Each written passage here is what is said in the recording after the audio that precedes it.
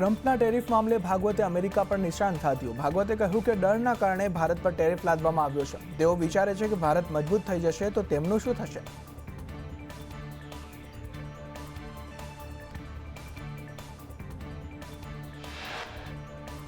મોરિશિયસના PM તેમની પત્ની સાથે રામલલાના દર્શન ગયા. સીએમ યોગી પણ હાજર રહ્યા. સવારે કાશીબા બાબા વિશ્વનાથના દરબારમાં પૂજા અર્ચના કરી.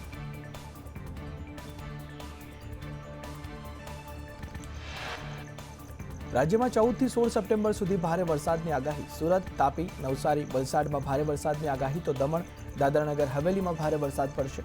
અમદાવાદ શહેરમાં હળવા વરસાદની આગાહી.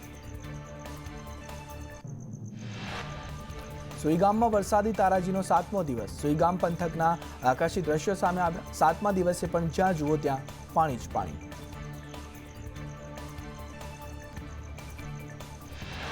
બનાસકાંઠાના થરાદમાં હજુ પણ વરસાદી પાણી યથાવત. મહાલક્ષ્મી સોસાયટીમાં વરસાદી પાણી ભરાયા. પાણીનો નિકાલ ન થતા લોકોને હાલાકી. સોસાયટીમાં ગંદુ પાણી ભરાતા રોગચાળાની ભીતિ.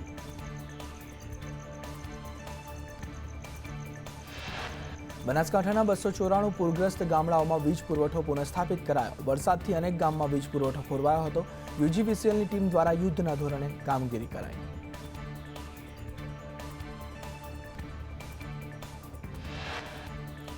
અમરેલીના લાઠીમાં વરસાદ વરસ્યો. વરસાદથી વાતાવરણમાં ઠંડક પ્રસરી. નીચાણવાળા વિસ્તારોમાં પાણી ભરાયા.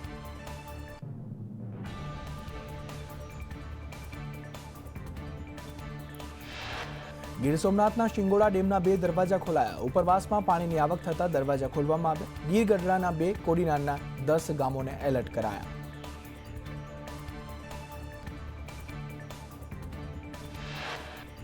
ગીર ગઢડાના કોડીનાર ઉનાના ગ્રામ્યમાં વરસાદ વરસ્યો. ડોળાસા, માલગામ, વેડવા, કેસરિયા, જામવાડા, ગીર અને આસપાસના વિસ્તારોમાં વરસાદી માહોલ જામ્યો. વરસાદને લઈ ખેડૂતોમાં ખુશી.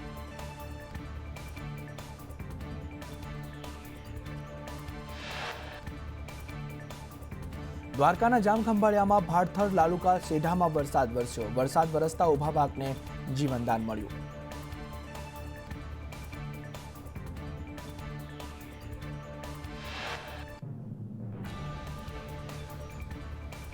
ભાણવડમાં વરસાદી માહોલ જામ્યો. થોડાક દિવસના વિરામ બાદ ફરી વરસાદ વરસ્યો. ગ્રામ્ય અને શહેરી વિસ્તારમાં વરસાદી માહોલ.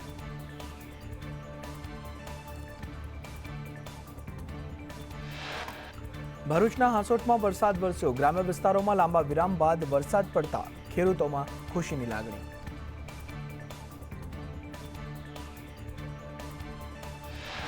ઉકાઈ ડેમ 90% ભરાઈ જતા હાઈ એલર્ટ પર. ઉકાઈ ડેમની સપાટી 340.82 ફૂટે પહોંચી.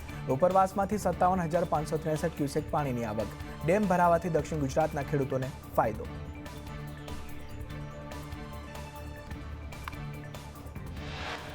પશુપાલકો ખેડૂતોની બહારે આવ્યા. એમએલએ હીરા સોલંકી. અમરેલીમાં ખાનગી કંપનીએ કરેલ દબાણનો રસ્તો ખુલ્લો કર્યો.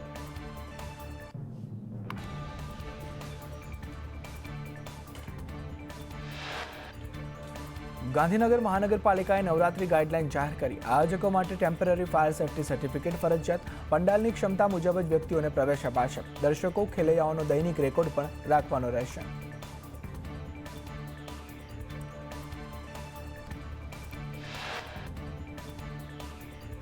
પૂરતા ઇમરજન્સી એક્ઝિટ ગેટ રાખવા પડશે. જ્વલનશીલ સામગ્રી, ફટાકડાના ઉપયોગ પર પ્રતિબંધ. દરેક 100 ચોરસ મીટરે ફાયર એક્સટિંગ્યુશર રાખવા પડશે. ઇમરજન્સી સંપર્ક નંબર દર્શાવતા બોર્ડ પણ લગાવવાના રહેશે.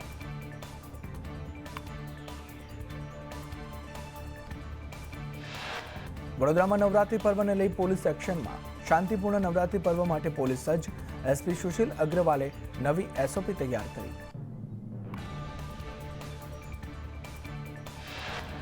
વડોદરામાં જિલ્લા પોલીસ વડા સુશીલ અગ્રવાલે કહ્યું કે નવરાત્રી પર્વમાં ચુસ્ત બંદોબસ્ત રહેશે. ગરબા સ્થળો પર મહિલા પોલીસ પરંપરાગત વસ્ત્રોમાં તૈનાત રહેશે. આયોજકો સાથે બેઠક કરી હેલ્પ ડેસ્ક શરૂ કરીશું.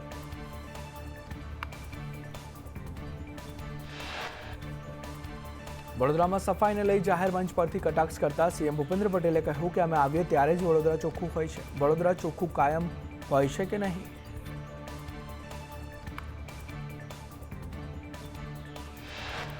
મુખ્યમંત્રીએ વધુમાં કહ્યું કે સફાઈ અંગે દિવસે ને દિવસે લોકોની જાગૃતિ વધવાની છે. સફાઈ અંગે ટકોર કરતા ભૂપેન્દ્ર પટેલે કહ્યું પાલિકાઓએ પણ જાગૃત થવાની જરૂર છે.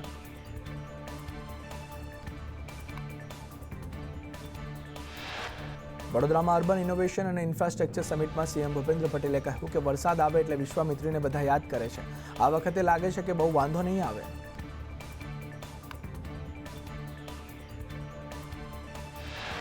ધારાસભ્ય ગોપાલ ઇટાલિયા સામે વિસાવદરના ખડિયાના ગ્રામજનોની નારાજગી. ઇટાલિયા ફોન ન ઉપાડતા હોવાની ફરિયાદ ઉઠી. વિડીયો વાયરલ કરી નારાજગી વ્યક્ત કરવામાં આવી છે.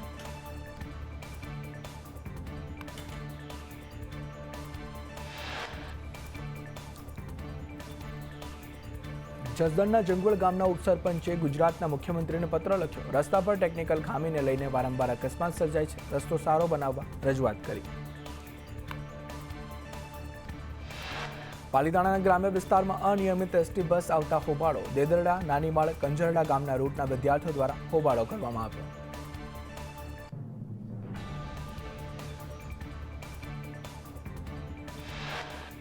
વડોદરામાં ગંભીર વીજ દુર્ઘટના બાદ આરએનબી વિભાગ જાગ્યું છે. રાવપુરા વિસ્તારમાં આવેલા કુબેર ભવન અને નર્મદા ભવનની સરકારી કચેરીઓ ખસેડવામાં આવતા વિવાદ થયો.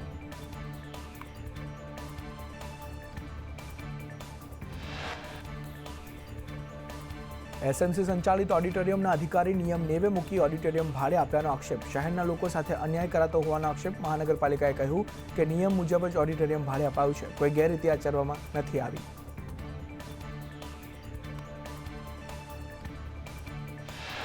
સરકારી યુનિવર્સિટીમાં પણ યુપીએસસીની તૈયારીઓ થશે. યુવાનોને ખાસ યુપીએસસીની તાલીમ આપવામાં આવશે. યુનિવર્સિટી દીઠ 100 બેઠકો સાથે સ્ટડી સેન્ટર તૈયાર થશે. રાજ્યમાં કુલ 1000 સ્ટડી સેન્ટર ઊભા કરાયા છે.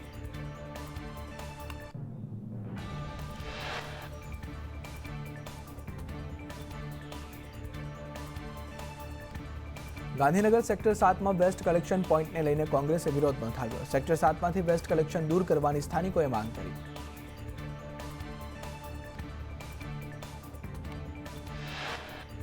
દ્વારકામાં સતત બીજા દિવસે ડિમોલિશન. 2 ધાર્મિક દબાણ સહિતના બાંધકામો તોડાયા. ગેરકાયદે બાંધકામો પર દાદાનું બુલડોઝર ફરી વળ્યું.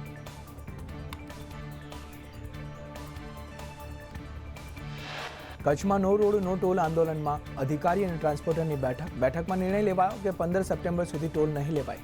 તમામ વાહનો માટે ફ્રી ઝોન જાહેર કરાયા.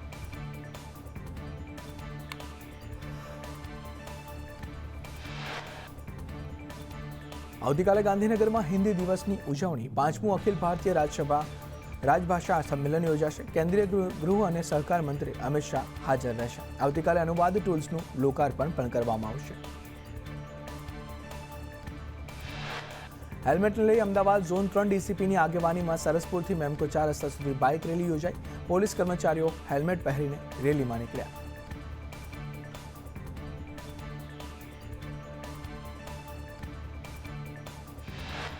એગ્રીકલ્ચરલ પંપ મેન્યુફેક્ચર એસોસિએશને જીએસટી કાઉન્સિલને પત્ર લખ્યો. એગ્રીકલ્ચરલ પંપમાં જીએસટી 0 અથવા 5% કરવા માંગ કરી. ઇન્ડસ્ટ્રીયલ પંપને જીએસટીમાંથી બાકાત કરવા રજૂઆત કરી. અત્યારે એગ્રીકલ્ચર પંપ પર 18% જીએસટી લાગે છે. પીએમ, ગૃહમંત્રી, સીએમ, નાણામંત્રીને પત્ર લખી રજૂઆત કરી. રાજ્ય સરકારની વ્હીકલ નીતિ પર કોંગ્રેસના પ્રહાર. કોંગ્રેસના પ્રવક્તા ડોક્ટર હિરેન બેંકરે કહ્યું કે કેન્દ્રના ઇલેક્ટ્રિક મોબિલિટી રિપોર્ટે સરકારની પોલ ખોલી છે. ઇલેક્ટ્રિક મોબિલિટી ઇન્ડેક્સમાં ગુજરાત 16મા ક્રમે છે. ઈ વાહનોના પ્રોત્સાહન ખરીદીમાં 1 થી 10માં પણ નહીં.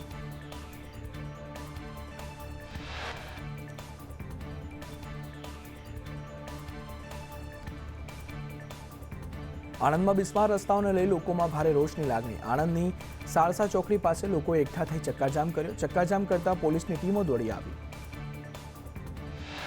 જૂનાગઢમાં સતત ચોથા દિવસે સફાઈ કર્મચારીઓની હડતાલ. 800 કર્મચારીઓ વિવિધ માંગોને લઈ હડતાલ પર ઉતર્યા છે. હડતાલને પગલે શહેરમાં ઠેર ઠેર ગંદકીના રાજ જોવા મળ્યા. અમદાવાદમાં કરંટ લાગવાથી દંપતીના મોતના કેસને લઈ નારોલ પીઆઈએ કહ્યું કે તપાસમાં બેદરકારી સામે આવતા ગુનો નોંધાયો છે. ખાનગી સોસાયટીમાં જળ સંચય માટે ધારાસભ્યની ગ્રાન્ટમાંથી 20% રકમ ફાળવી શકાશે. પર્કોલેશન વેલ, ખંભાતી કુવાની યોજનાઓનો સમાવેશ. સામાન્ય વહીવટ વિભાગ દ્વારા પરિપત્ર જાહેર કરાયો છે. પાકિસ્તાનની જેલમાં બંધ માછીમારોને છોડાવવા રાજ્યકક્ષાના મંત્રી પરસોત્તમ સોલંકીએ સીએમને રજૂઆત કરી. સીએમ ભૂપેન્દ્ર પટેલને પત્ર લખી કેન્દ્ર સરકારમાં રજૂઆત કરવા માંગ કરી છે. ભુજમાં 11,000 દીકરીઓનો રક્ષા દીક્ષા મહોત્સવ યોજાશે. વીરતા પરમો ધર્મ અને એકતા પરમો ધર્મના મંત્રને સામાજિક સ્તરે ઉજાગર કરવા આ કાર્યક્રમનું આયોજન કરવામાં આવશે.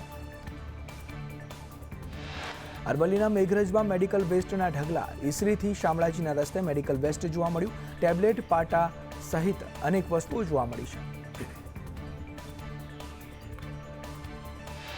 અપ્રમાણસર મિલકત કેસમાં એસીબીએ મદદનીશ નિયામક સામે ગુનો દાખલ કર્યો. વ્યારાના મદદનીશ નિયામક સંતોષ પરુલકરની ધરપકડ કરવામાં આવી. સંતોષ પરુલકર પાસેથી 2.35 કરોડની મિલકત મળી આવી. સુરતની એમટીબી કોલેજના બબાલ મામલે એબીવીપીના 9 કાર્યકર્તા સામે ફરિયાદ નોંધાઈ. પ્રિન્સિપાલને 8 કલાક ગોંધી રાખવાનો આરોપ. ઉમરા પોલીસે ગુનો નોંધી તપાસ શરૂ કરી. આણંદના બોરસદમાં મોડી રાત્રે તલવાર સાથે ડીજે વગાડી આતંક મચાવનાર લુખ્ખા તત્વો સામે કાર્યવાહી. આણંદ ચોકડી પાસે ખુલ્લી તલવારો સાથે બર્થડે ઉજવ્યો હતો. પોલીસે 8 આરોપીઓ વિરુદ્ધ ગુનો નોંધી કાર્યવાહી કરી. સુરતમાં ડ્રમ ફાટવાની ઘટનામાં મિલ માલિક, ડ્રમ ઓપરેટર સહિત 5 સામે ગુનો. ફેક્ટરી ઇન્સ્પેક્ટરના રિપોર્ટ બાદ પોલીસની કાર્યવાહી. ડ્રમ ફાટતા 9 કામદારોના મોત થયા હતા. સુરતમાં 2.68 કરોડની ઠગાઈ કરનાર ઝડપાયો. ધંધામાં રોકાણના બહાને ઠગાઈ કરી હતી. અડાજણના વેપારી સાથે ઠગાઈ કરવામાં આવી હતી. પ્રતિક ઉર્ફે રાહુલ પટેલની ધરપકડ કરવામાં આવી.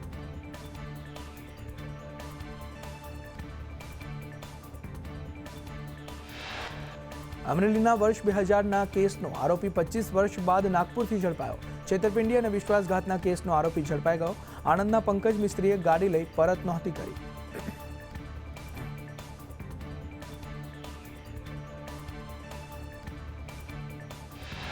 અરવલ્લીમાં 20 દિવસમાં દારૂના 351 ગુના. અરવલ્લી પોલીસે 4.39 કરોડનો દારૂ ઝડપ્યો. ગુજરાતમાં દારૂ ઘુસાડતા 372 આરોપી ઝડપાયા. જૂનાગઢના ભેસાણમાં ખુલ્લેઆમ દેશી દારૂનું વેચાણ થતા જનતા રેડ. વારંવાર રજૂઆત છતાં પોલીસે કાર્યવાહી ન કર્યાનો આરોપ. રેડ કરી પોલીસની પોલ ખુલી. જનતા રેડનો વિડીયો વાયરલ થયો છે.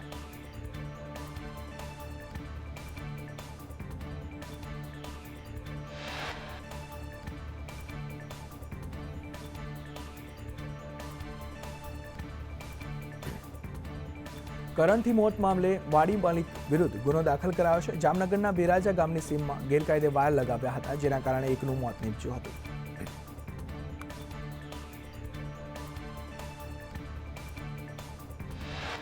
ભાવનગરના સિહોરમાં ખરીદીના બહાને જ્વેલર્સની દુકાનમાં ચોરી કરવામાં આવી. મહિલાએ વેપારીને વસ્તુ બતાવવામાં વ્યસ્ત રાખ્યા અને અન્ય મહિલા 1.73 લાખના દાગીનાની ચોરી કરી પલાયન થઈ.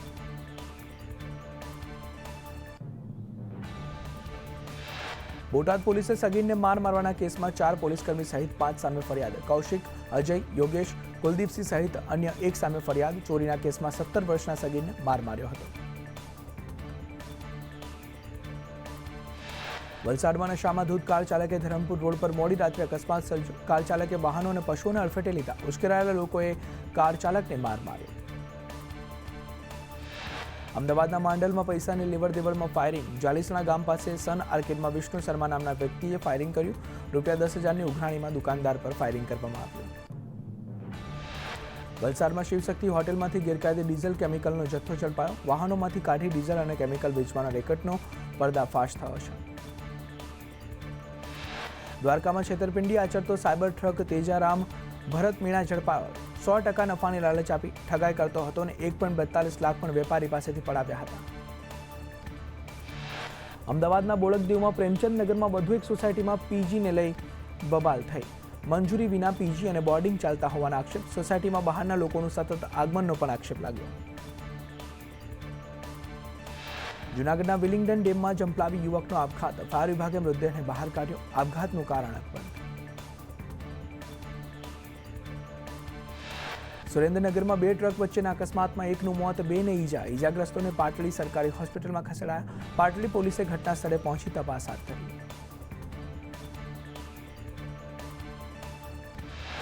ભરૂચના અંકલેશ્વરમાં સ્ક્રેપના ગોડાઉનમાં આગ લાગતા અફરાતફરી. આગે વિકરાળ સ્વરૂપ ધારણ કર્યું. આગ પર કાબુ મેળવવા ફાયર બ્રિગેડની ટીમો ઘટના સ્થળે પહોંચી.